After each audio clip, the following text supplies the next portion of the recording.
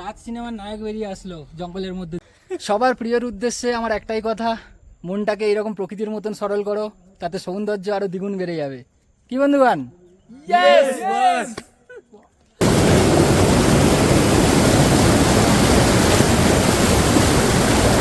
এই নদীকে এখন দেখে বিন্দুমাত্র বোঝার উপায় নেই যে উত্তরবঙ্গের দুঃখ বলা হয় এই তিস্তাকেই। এবং কালিম্পং ভ্রমণের দ্বিতীয় পর্বে হাজির আমি বিরাজ। এক্সপ্লোর করতে চলেছি বঙ্গ হিমালয়ের মেঘে ঢাকা সবুজে ঘেরা এক মায়াবী পাহাড়ি গ্রাম লাভা। হাই, জয় হিন্দ সবাইকে। আজকে পরের দিনের সকাল, আমরা যে হোটেলে ছিলাম সেই হোটেল থেকে একদম সকাল সকাল চেক আউট করছি, যাব এখান থেকে সাইট সিনের উদ্দেশ্যে। তো আমাদের যে গাড়ি ভাড়া ছিল সাইট সিন করানোর জন্য, সে গাড়ি অলরেডি বাইরে এসে দাঁড়িয়ে আছে, আর আমরা সমস্ত লাগেজপত্র গুছিয়ে নিয়ে এখন বেরোচ্ছি। আর এখন সময় সকাল 5টা, আর আমরা অনেক তাড়াতাড়ি বেরিয়ে পড়ছি, কেননা সারাদিন ঘুরতে হবে, অনেক কিছু দেখতে হবে। আমি যা দেখবো সব কিছুই দেখাবো এবং সবাই মিলে উপভোগ করব। তো চলুন যাওয়া যাক আমাদের সাইট সিনের উদ্দেশ্যে।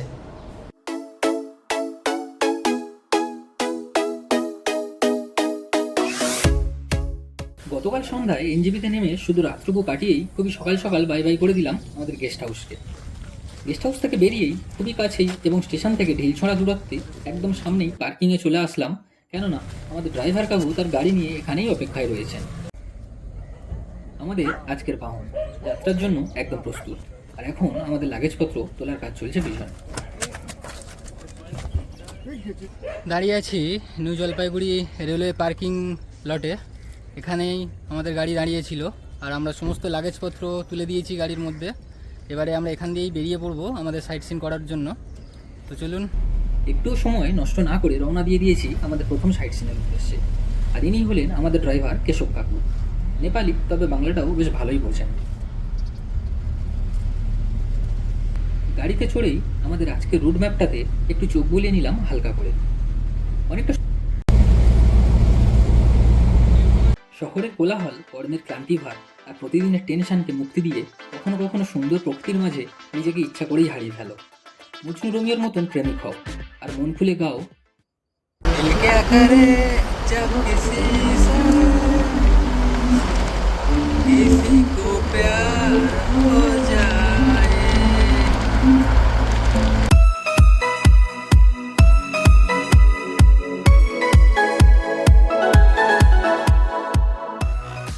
এনজেপি থেকে 30 কিলোমিটার পথ অতিক্রম করে পৌঁছলাম আমাদের প্রথম ডেস্টিনেশনে।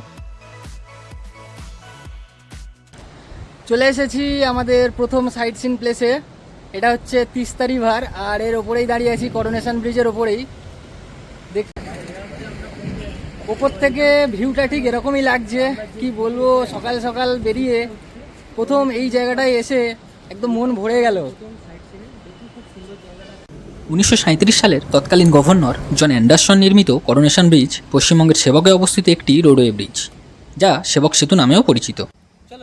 সেবক রেলওয়ে সেতুর সমান্তরালে তিস্তার উপর নির্মিত করোনেশন ব্রিজ দার্জিলিং ও কালিম্পং জেলা দুটিকে সংযুক্ত করেছে। এই নদীকে এখন দেখে বিন্দুমাত্র বোঝার উপায় নেই যে উত্তরবঙ্গের দুঃখ বলা হয় এই তিস্তাকেই। এবং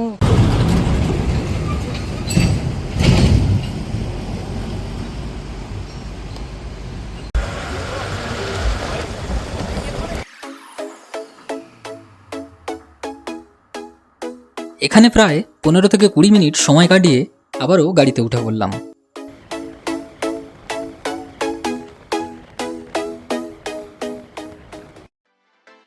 সকালের হালকা মেঘাচ্ছন্ন আকাশ আর রাস্তার দুপাশের চা বাগানের সবুজ সমারোহের মধ্য দিয়ে আমাদের বাহন এখন ছুটে চলেছে। এখন আমরা চলেছি NH-17 ওপর দিয়ে। রাস্তাটা এতটাই সুন্দর যে সত্যি বলতে এরকম রাস্তা দেখে যে কারোরই লং ড্রাইভে বেরোনোর ইচ্ছা জেগে যাবে।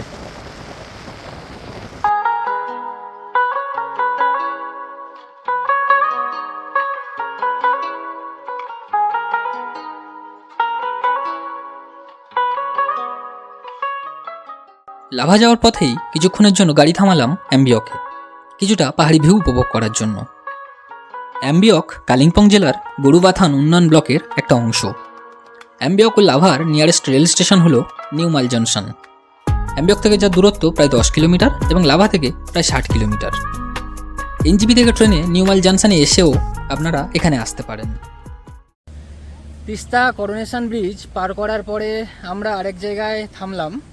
এটা অ্যাকচুয়ালি রাস্তার মধ্যেই পড়ে যায়, অ্যাম্বিয়ক বুদ্ধ স্ট্যাচু। এই যে আমার পিছনে রয়েছে অ্যাম্বিয়ক বুদ্ধ স্ট্যাচু। তো এখানে কিছুক্ষণের জন্য নামলাম, একটু ফটো তুললাম। আর এই যে এখান থেকে ভিউটাও খুব অসাধারণ লাগছে, আশেপাশটা। এখান থেকে তো যাবো আমরা নাকি?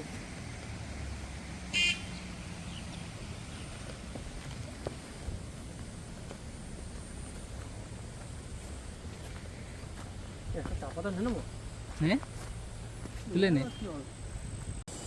অ্যাম্বিয়ক চা বাগানের মধ্য দিয়ে একটু উপরের দিকে চলে আসলাম আই লাভ অ্যাম্বিয়কে। এখান থেকে ভিউটাও খুবই সুন্দর, ফটো এবং ভিডিও তোলার জন্য বেশ উপযুক্ত।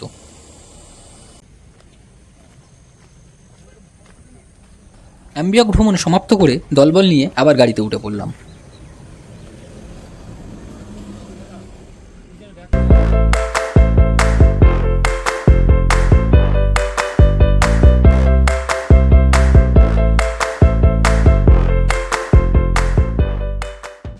অ্যাম্বিয়ক ভিউ পয়েন্ট থেকে প্রায় 4 কিলোমিটার রাস্তা পেরিয়ে চলে আসলাম ঢিপঢাড়া ওয়াটারফলসে।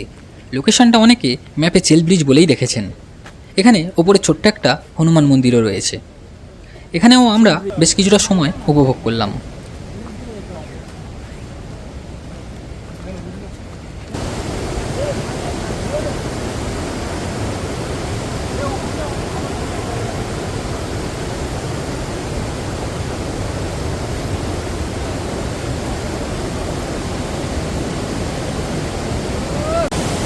আমাদের সাইট সিনের পরবর্তী প্লেসে চলে এসেছি।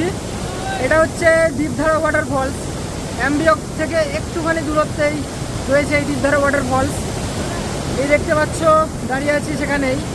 আর জল একদম কাঁচের মতনই পরিষ্কার।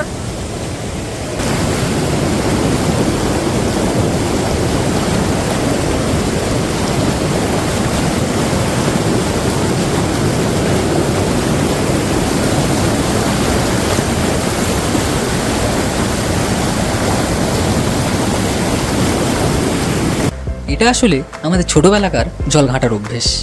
আর ঝর্নার জল পাবো অথচ একটু জলকেলি করবো না, তা কি কখনো হয়?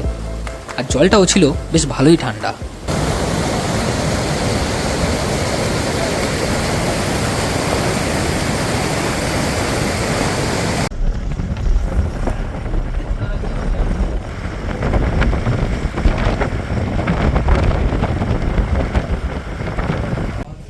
এনজেপি থেকে সকাল 5টায় রওনা দিয়ে আমার ভ্রমণের ঝুলিতে বেশ কতগুলি সুন্দর জায়গা সংগ্রহ করে প্রায় 4 ঘন্টা পরে 101 কিলোমিটার পথ পাড়ি দিয়ে অবশেষে চলে এসেছি লাভাতে।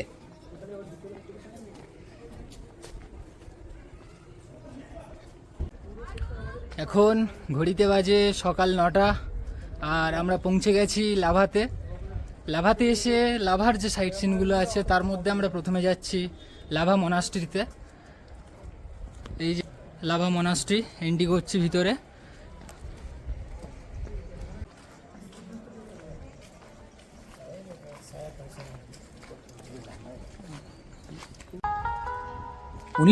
সালে পশ্চিমবঙ্গের হিমালয় গ্রাম লাভায় প্রতিষ্ঠিত লাভা মনাস্ট্রি কাগ্গু থেকচান লিং মনাস্ট্রি নামেও বহুল পরিচিত।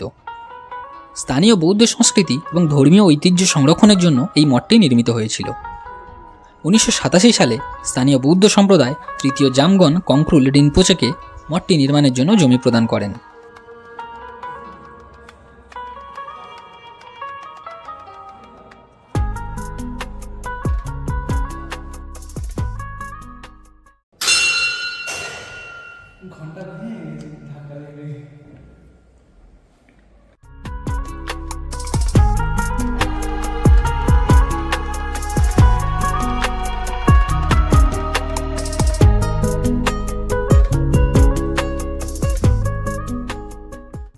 নেওড়া উপত্যকার বনানিবেষ্টিত মঠটি একটি তিব্বতীয় ধাঁচের ভবন, যেখানে প্রার্থনা কক্ষ, মাঠ এবং বসার জায়গাও রয়েছে। এখানে একটি বিশালাকার বুদ্ধমূর্তিও রয়েছে। স্থানীয় বৌদ্ধ উপাসকদের লামা বলা হয়। লাভা মনাস্ট্রির জায়গাটা বেশ অনেকটাই এলাকা জুড়ে এবং যা অনেকগুলি কক্ষ নির্মিত।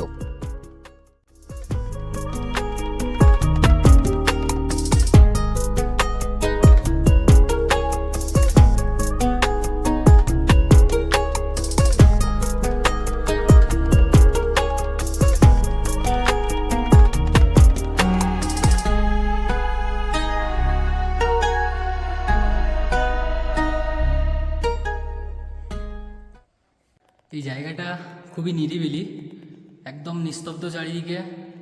আর যাই কথা বলি না কেন, এই সমস্ত ঘরের মধ্যে সমস্ত সাউন্ড ইকো হচ্ছে। এই মোনাস্টারির উপর দিয়ে এমন একটা ভিউ দেখাবো, মানে সত্যি খুবই সুন্দর লাগছে এখান থেকে। আমি ব্যাক ক্যামেরা করছি।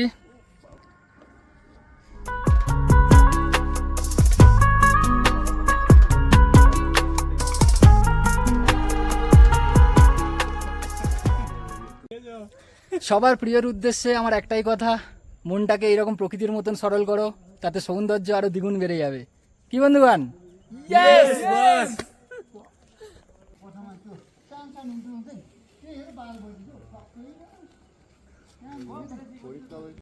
লাভা মনাস্ট্রি থেকে বেরিয়ে একটু দূরত্বে চলে আসলাম আই লাভ লাভাতে। দেখতেই পাচ্ছেন ফটো তোলার জন্য কত মানুষজনের ভিড়, লাইন দিয়ে ফটো তোলার কাজ চলছে। তবে এর ঠিক পাশেই চলে আসলাম পাইন ফরেস্টে। এখানে অবশ্য আপনাকে টিকিট কেটেই প্রবেশ করতে হবে। টিকিট মূল্য প্রতি জন পিছু 20 টাকা।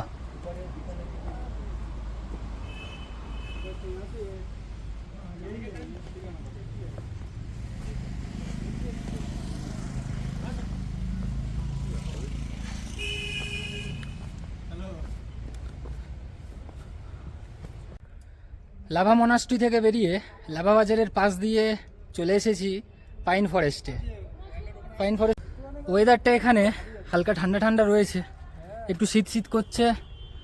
তবে এর জন্য শীতের ড্রেসের কোনো দরকার হবে বলে মনে হয় না, আশা করি।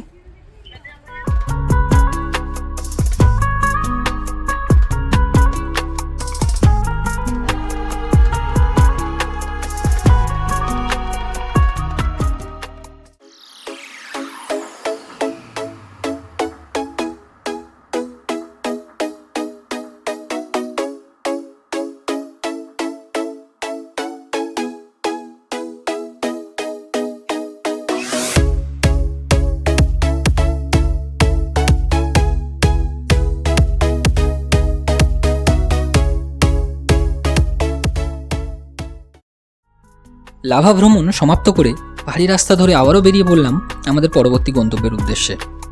এবং সেসবের খুঁটিনাটি থাকছে আমার পরবর্তী ভ্রমণ পর্ব পার্ট 3-তে। ভালো থাকবেন, দেখা হচ্ছে পরবর্তী ভিডিওতে। ধন্যবাদ।